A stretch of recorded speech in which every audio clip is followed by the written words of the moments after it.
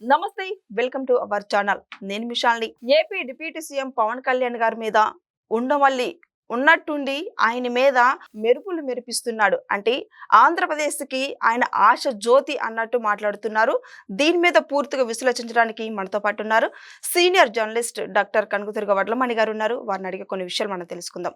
నమస్కారం మేడం. నమస్తే మేడం, ఇప్పుడు చూసుకున్నట్లయితే ఉన్నట్టుండి ఉండవల్లి పవన్ కళ్యాణ్ గారి మీద మెరుపులు మెరిపిస్తున్నాడు. అంటే ఆంధ్రప్రదేశ్కి ఒక ఆశ జ్యోతిగా పవన్ కళ్యాణ్ గారు ఉండాలని ఆయన మాటలు తీరు చూస్తుంటే ఇది కరెక్ట్ అనిపిస్తుంది.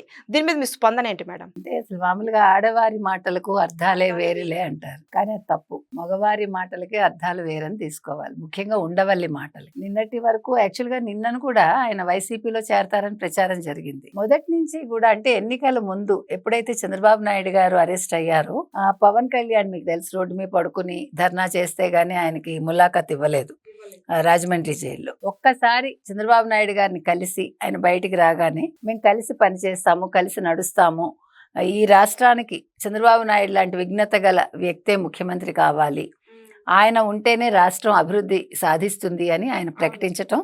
ఆ తరువాత అప్పటి నుంచి ఇప్పటి వరకు అంటే 2023 నుంచి ఇంచుమించు అంటే ఎన్నికలు అయ్యాక కూడా, నేను అనేది తెలుగుదేశం కూటమి వచ్చాక కూడా, జనసేనకి 100% స్ట్రైక్ రేట్ వచ్చాక కూడా, అంటే కూటమిని ఎలాగైనా విడగొట్టాలి అని వైసీపీ కుట్రలు పన్నుతుంది.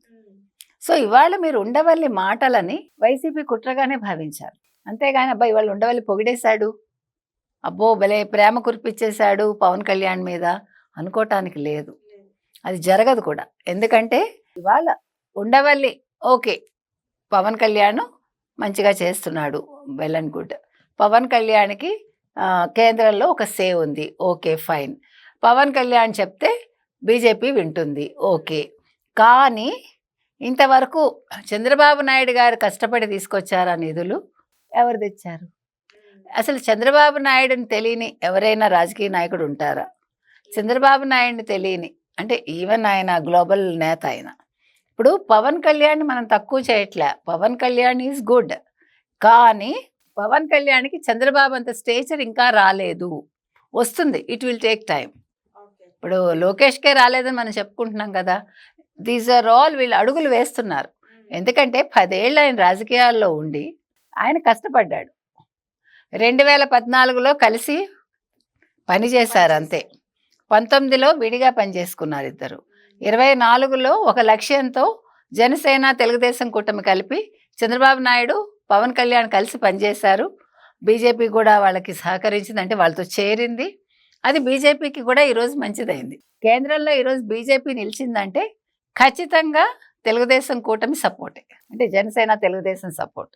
కాబట్టి ఇవాళ ఆయన నువ్వు ఆశాజ్యోతన్నా, లేదు విభజన హామీలు నెరవేర్చడానికి నువ్వే పనికొస్తావన్నా, తర్వాత రావాల్సిన నిధులు రాబట్టాలన్నా పవన్ కళ్యాణ్ వల్లే అవుతుంది అనడం మాత్రం అది పూర్తిగా మనం తీసుకోక్కర్లా. ఎందుకంటే పవన్ కళ్యాణ్ అనే వ్యక్తి తప్పకుండా ఆయన ఉనికి ఉంది పార్టీలో, రాష్ట్రంలో ఆయన కష్టపడుతున్నాడు అంతవరకే. కానీ ఆయన శాఖల మీద దృష్టి పెట్టాడు.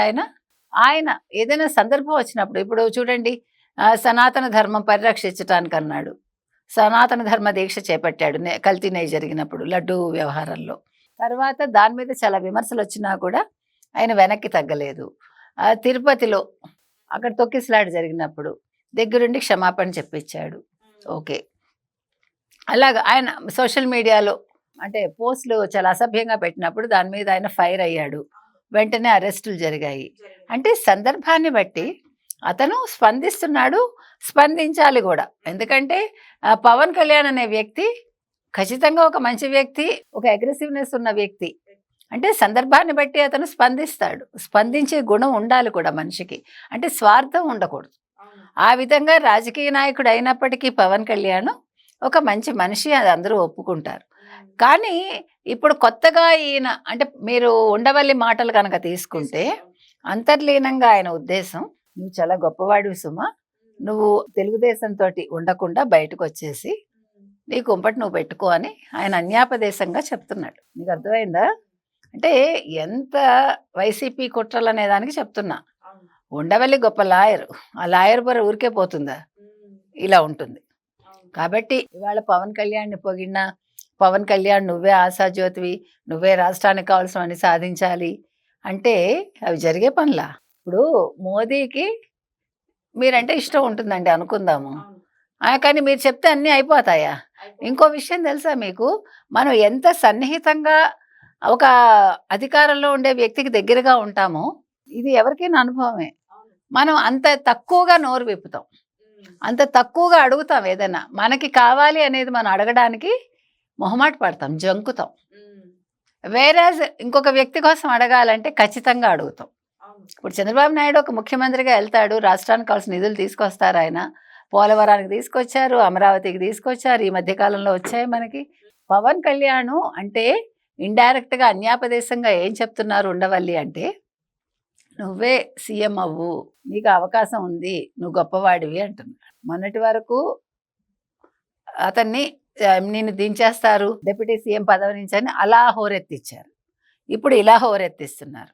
ఇప్పుడు ఏది జరిగినానండి ఆయన చలించడు, చంద్రబాబు నాయుడు గారు చలించరు. ఈ కూటమి ఏమీ దెబ్బతిందు, బేటలు వారదు. కాబట్టి ఇవాళ ఉండవల్లి మాటల్ని వినేసి ఎవరు పవన్ కళ్యాణ్ సరే అయితే నేను తెగతంపులు చేసేసుకుంటా తెలుగుదేశంతో అన్నారు ఆయన. ఆయనకు తెలుసు చంద్రబాబు నాయుడు గారి క్యాలిబర్ ఏంటో, చంద్రబాబు నాయుడు గారు ఎలాంటి వ్యక్తో. ఇంకో మాట అన్నాడు ఆయన, తిరుపతిలో మన ఘటన జరిగింది కదా మేడం, తొక్కిసలాటలో.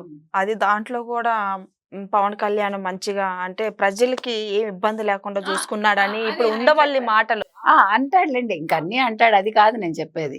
ఆయన ఇంకో మాట ఏమన్నాడంటే, ఇందాక చంద్రబాబు నాయుడు ఆలోచన మనం పట్టుకోలేము, చంద్రబాబు నాయుడు ఆలోచన అంతా భిన్నంగా ఉంటుందన్నాడు. మీకు అర్థమైందా?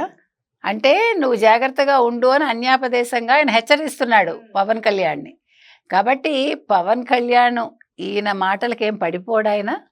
పవన్ కళ్యాణ్కి తను ఏంటో తెలుసు, పవన్ కళ్యాణ్ స్టేజ్ అంటే పవన్ కళ్యాణ్కి తెలుసు, పవన్ కళ్యాణ్కి ఏం చేయాలో తెలుసు. కాబట్టి ఇవాళ ఉండవల్లి లాంటి వాళ్ళు ఇలాంటి జిమ్మిక్కులు ఎన్ని చేసినా కూడా పవన్ కళ్యాణ్ లొంగడు, పవన్ కళ్యాణ్ తెలుగుదేశాన్ని వదిలేసి బయటికి రాడు, తెలుగుదేశం జనసేన కూటమి ఐక్యత మాత్రం దెబ్బతిన. ఉన్నట్టుండి ఉండవల్లి పవన్ కళ్యాణ్ గారి మీద ప్రశంసలు కురిపిస్తున్నారు. అసలు ఎందుకంటారు? అదే ఇంతసేపు చెప్పుకున్నాం కదండి. అంటే ఒక ఏమనాలి, ఒక కుట్రతోటి, ఒక కుతంత్రంతో ఉండొచ్చు. నేనైతే దీన్ని ఫేస్ వాల్యూ మీద తీసుకోవట్లేదండి. ఎందుకంటే ఉండవల్లి ఈ మాటల వెనకాల ఇంకేదో ఆలోచన ఉంది. ఎందుకంటే వాళ్ళు ఇప్పుడు తెలుగుదేశం కూటమి చాలా బాగా పనిచేయడం, తెలుగుదేశం కూటమి తరఫున చంద్రబాబు నాయుడు గారు వెళ్ళి కావాల్సినవన్నీ రాష్ట్రానికి తీసుకురావడం.